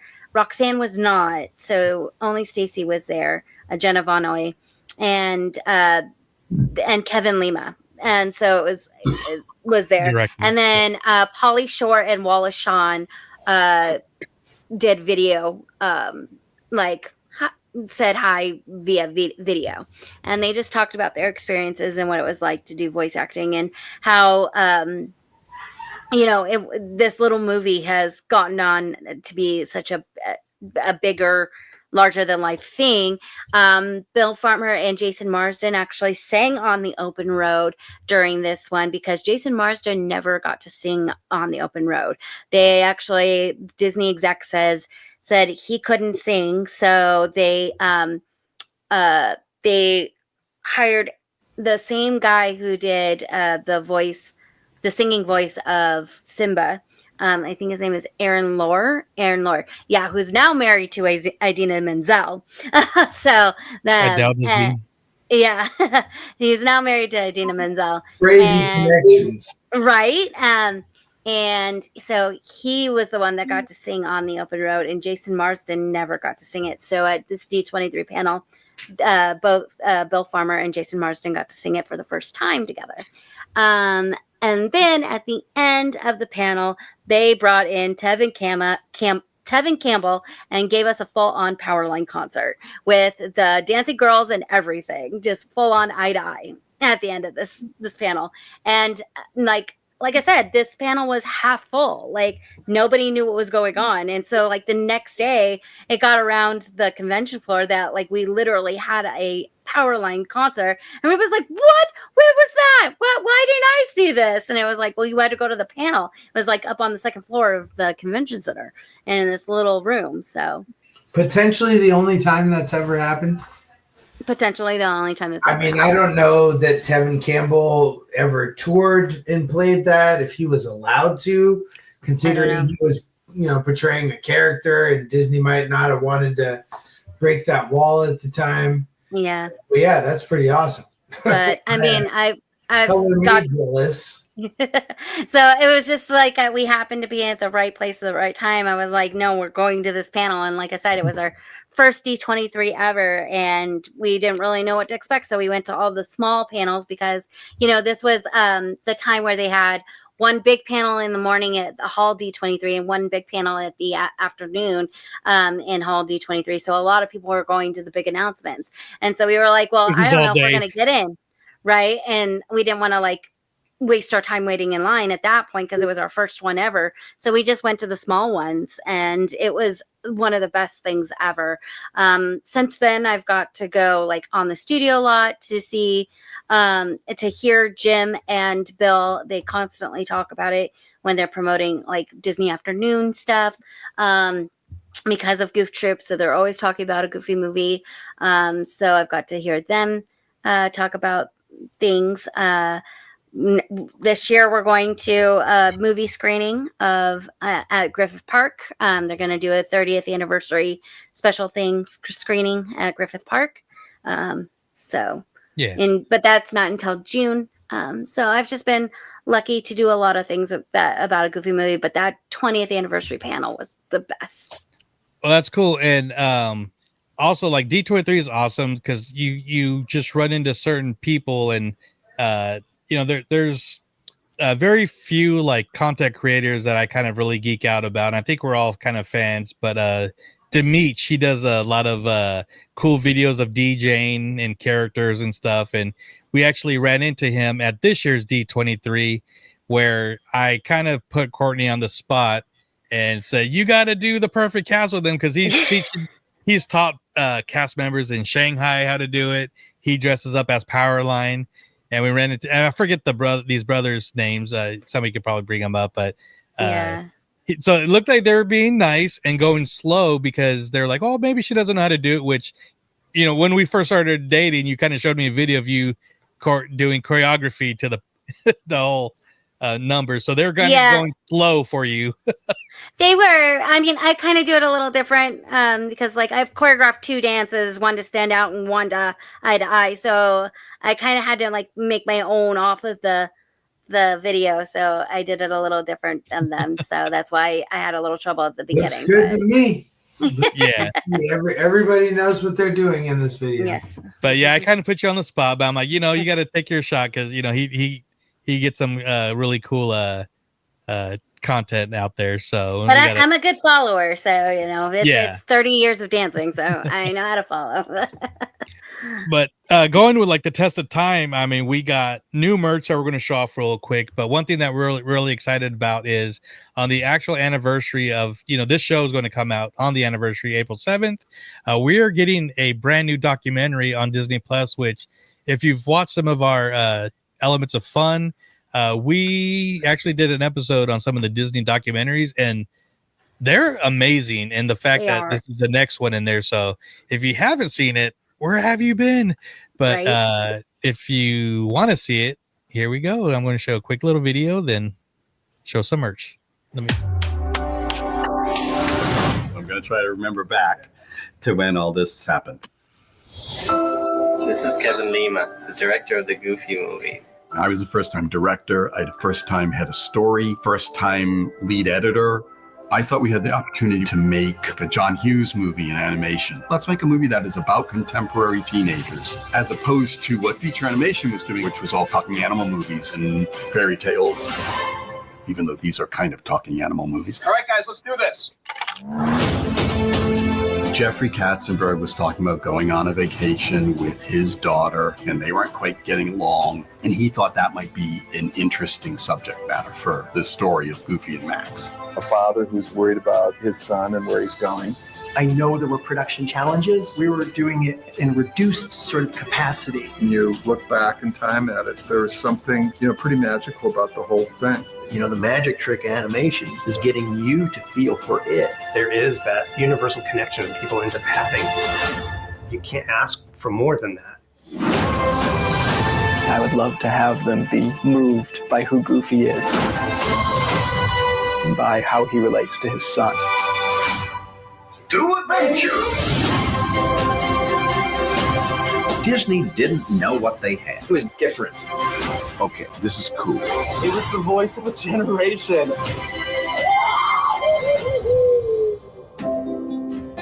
Oh, Dad. Okay, you can go now. Here, we're gonna do this tricky shot again.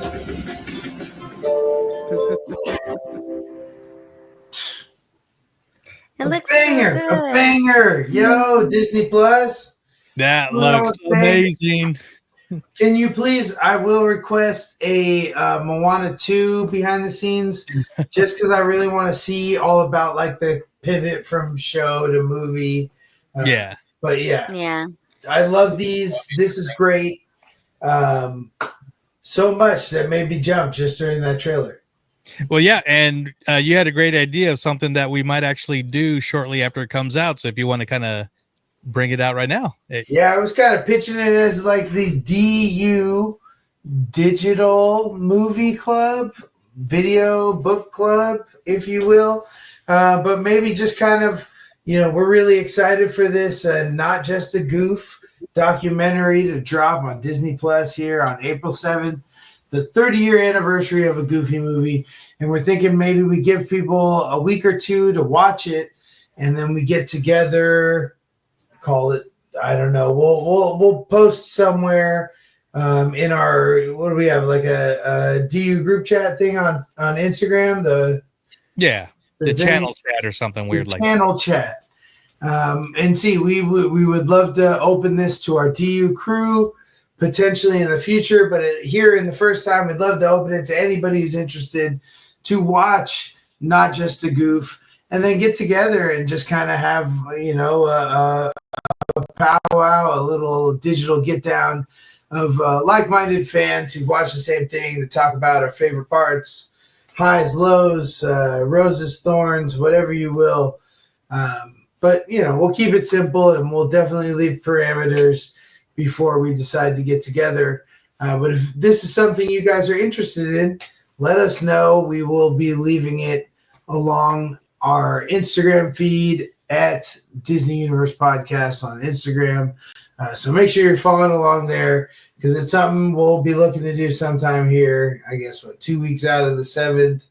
We're talking like after the 20th, right after you get back from Star Wars nights at the Angels and Disney and stuff like that. Nice. Maybe we'll call it something that doesn't make sense, like a lot of Disney titles, like the DU Video Book Club, because how can you have a video book club? But I don't know. Well, but I think it's a great idea. We'll test it out That and sounds fun.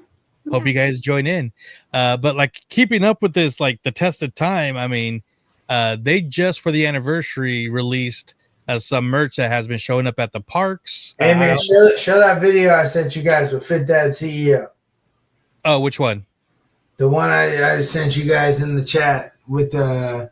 That's the shirt I'm wearing right now. That's the back of it. Oh, nice. Take me a while because I know it's buried somewhere. So give me a sec. So This guy got like a merch haul. I'm like, oh yeah. Oh yeah, Disney Hype Beast is really good about it. It's always extra smalls that he takes pictures of too. Well, it's probably whatever's in the front. Yeah, but they had some other stuff, but maybe I might have skipped through. So Well, you probably was there's the Goofy Movie one. Yeah. Yeah. This was like a sweater kind of thing, but Well, it has the Goofy. kind of a spirit jersey. It's not a spirit jersey. It's like a crew neck sweater. It's cheaper than a spirit jersey for sure. Yeah, but then of course the popcorn bucket was I think just this weekend. No, that just dropped today. Yeah, but it's only like the 4th through the 7th, so because it was supposed to be just for 90s night. So. Yeah, no, but they said it would come after 90s night, so people were kind of waiting to see when. And now it's just going to be for the movie. Yeah. I can live without it. I'm okay with that. I really want that Tauntaun bucket though. So, Courtney or anybody who may be listening who goes with the Max stuff. I think it comes out April 8th. The lounge fly's dope. I would rock the hat. The hat is that cool. would have been good for the 90s party. Yeah. Actually, Kelly got the Powerline doll. That guy. Nice. That's expensive. $30 for that. It kind of that seems like a bit. The hat. That would have been a good pull. But yeah, that's a I cool have line. my Jar Jar hat though. I'm leaning on I that. want the lounge fly. Yeah. But I have two Goofy. I have two Goofy Movie lounge flies, a wallet, and a purse. So I don't know if I really need that one, but You mentioned the screening, but they are also doing a 30th anniversary tour. yeah, they're going on the open road. Yeah, literally. So it starts May 3rd in Vegas, and it goes all the way and ends Thursday, August 28th, which we have decided is probably during Destination D23. Yeah. But the closest it comes to us here is San Francisco on July 27th. So I'm sure there'll be details and there'll be Q&As. I've done a few D23 screenings. We did Aladdin here in Sacramento when they was first coming out on Blu-ray the first time on high def. So Brad, Potentially San Diego on July 24th too, if anyone is which is Comic-Con. probably Comic-Con. Yeah. But please do check on Instagram and D23 website for all the dates of that tour. Actually, I think I have details here. So the event ticket includes a big screen presentation of a Goofy movie with interactive fan-powered moments, an exclusive activation kit filled with interactive surprises and themed goodies to make your movie experience extra magical. What a way to say everything and nothing at once in that. I know, right? A There's a lot of limited clothes. edition, a limited edition Lester's Possum Park pennant. A commemorative Powerline concert ticket with lanyard. That A is limited, I know, right? I'm like jealous. A limited edition, a Goofy movie pin, and then photo opportunities inspired by scenes from the film, and exclusive content, trivia, and more. This is all for what, like $20? $35 for gold members. That's not bad at all. I would do that in a heartbeat. a basic movie's $20 or more. So Yeah, well, I think this outdoor screening was $33, but that's because they're doing like street foods in cinema. So, and then usually with D23 you get something like a little gift, and then also at street food cinema, I mean, like Ming Na Wen showed up when they showed Mulan, so they usually bring like an actor from the movie. yeah. That's why it's a little bit more expensive, even for an outside screening of it. Well, right on. But I mean, we're not quite done yet, but I think we're done with the Goofy movie talk. We love this movie. It has stood the test of time, and like the documentary said, the ultimate underdog movie. Like you said, coming in during the Renaissance era. Super cool. It's classic, and it's not going anywhere. This will be an all-time classic, and it should have garnered characters more awards. What's up, Ryan? Did it go back in theaters for you guys in the States at all No. for this anniversary? Yeah. Oh, you know what? Actually, at the El Capitan, it's going to be playing at the El Capitan. Cool. I love that That's theater. a Disney-owned theater, though. So. Yeah. They always play Disney movie. Only play Disney movies there, and they can only play one movie at a time. So. But it's a beautiful theater. Oh, it's gorgeous. It's gorgeous. Yeah. Yeah. So it looked nice from outside. that theater will always have a special place in my heart. So. So before we get going, Alex shared this in our chat a while back ago. I had to dig really deep for it, but we got a new director of merchandising, and the story of this is really cool. So I'll let Alex take it from here. Oh, I don't know too much of the story other than Bobby Hundreds is just named, I believe, the vice president creative of Disney Consumer Products. I'm looking at it right here. And this hit my feed through our friend Brendan from Yellow Cup Social Club, someone who's into creating, merchandise and cool clothing and gear and stuff that we enjoy wearing and representing. This guy with the Hundreds has a brand, and if you want to pull up the Hundreds, I think at the Hundreds might be, I don't know if there's a link or if this is just through his own Bobby Hundreds. At the Hundreds. I mean, yeah, this guy's had kind of an urban kind of clothesline for a long time, and they've had a lot of Disney overlap collabs. So at least from my perspective, what I'm stoked for, and I believe Lou talked about this on Walt's Apartment, so shout out to that as well.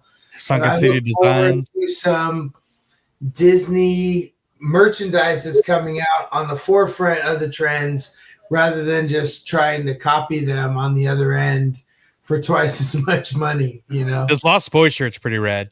I really love that right now.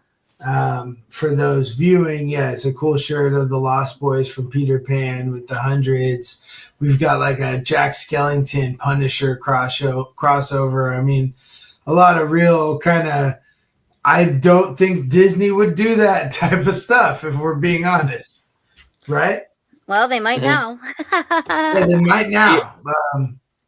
I see in the comments. Is it not true that we see like independent brands coming out with stuff, and then we do see Disney trying to come out with these like meme style like T-shirts and things in the parks that are just kind of like late or like tone deaf and not really, What example is official park hop friends? They've been doing really cool jerseys for years, and Disney's now doing a lot of baseball jerseys, which look cool. Yeah, they've got like a big jersey launch or drop. They did. Yeah, they look cool, but I mean, it's like, and even food wise, the Mammoth Club that Courtney and Kelly, that hack. Yeah.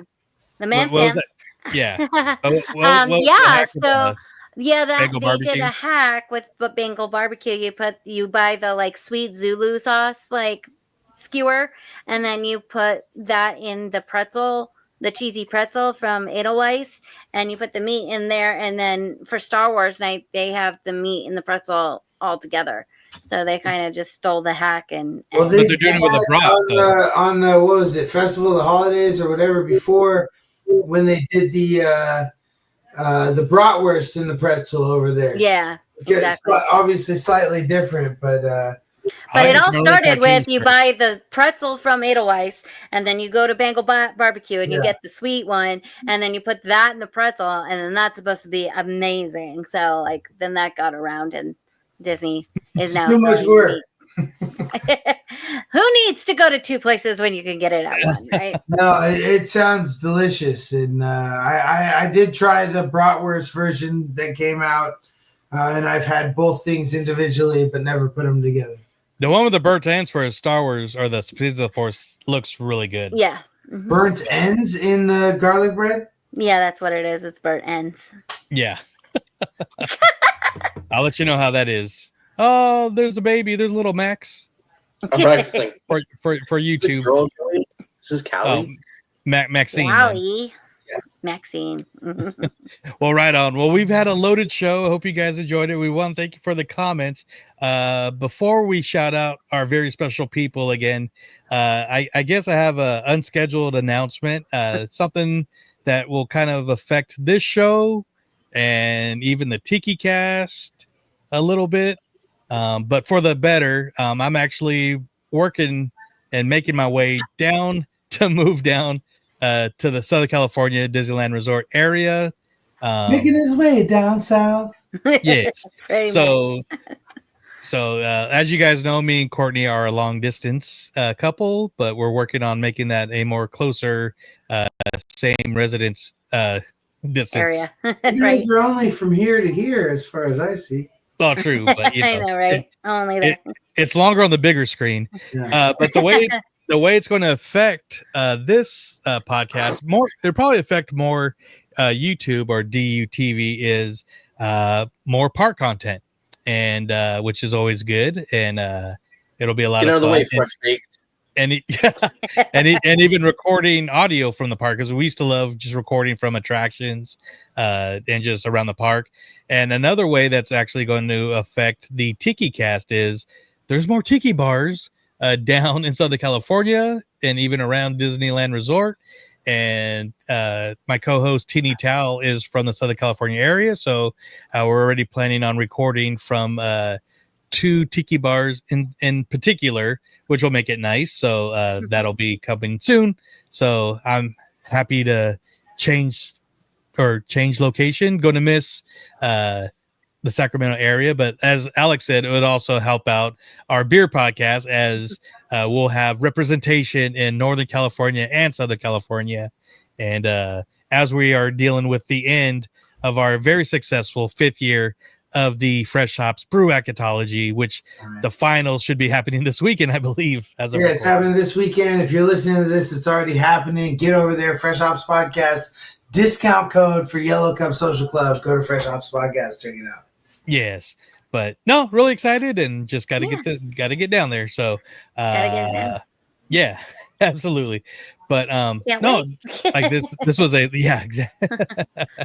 So, and I figured since she was on this episode, it would be a good time to announce that. So we're going to do a little singing. Let's see. Yeah.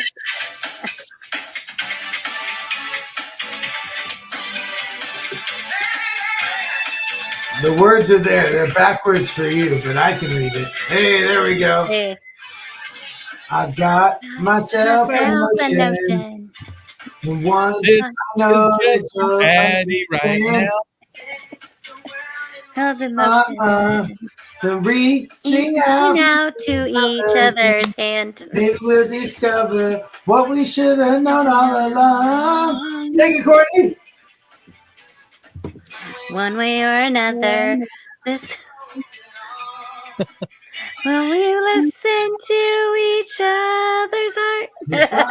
Never too far apart. Go, Ryan. Take it, Ryan. I don't have the words. First time ever we're seeing it. That's for you, Addie. All right, that's for you, because you said we had to sing it. We sang it. I don't know how much it's stitched together timing wise with the internet, but we sang that shit, baby. It never works on the internet. No, but if you want to see us sing it live and in person, come to MouseCon this November. That's right. We will sing it. But we will be doing our 3rd annual Disney karaoke MouseCon pre-funk, once again, most likely at Epidemic Ales, where we more details to come in about 8 months. So, but right. Before we leave this extremely loaded show, we got to shout out our crew one more time. Alex. Yeah, the VIPs backstage at the Powerline show are our DU crew. Big ups to Alfredo, Jacob, our good buddy there. All good buddies. Salah, MJ 1995, Wedge Antilles, Tyler, Florida Jen. We love you. And John Z. We love all you guys. Thank you very much for being our DU crew. Everybody else who's not part of the DU crew, we also love you, but we'd love you to join. So come over to patreon.com/DU crew and find out all the details about 2 deliciously cheap tiers that you can sink your teeth into and become part of the crew for all the fun hijinks and extracurricular activities that you want to be a part of. Yes. Wink. And absolutely. YouTube people. And next time you're at Disneyland parks, don't forget to get yourself your Power Limes available at the Wonderful World of Sweets. I couldn't because I was nursing a crown. I got like a temporary crown. I got a new crown. They said no chewy stuff. Power Limes got forgotten. Also, my Rice Krispie treats too. But the assorted flavors, awesome. So They are. They really are. No lies. I But we'll be back. No lies, no limes. Yeah, exactly. But we will be back with you guys in a few weeks. I'm kind of working on brainstorming an idea that I've had for the last couple of years, and I think it's about time to break it out. So, yes, little tease there. But I don't know how we're going to do this with 4 people, but let's see. Until next time. May the force be with you. Till infinity and beyond. We're seeing it eye to eye. Yeah. We'll see you at the parks. Good night, everybody.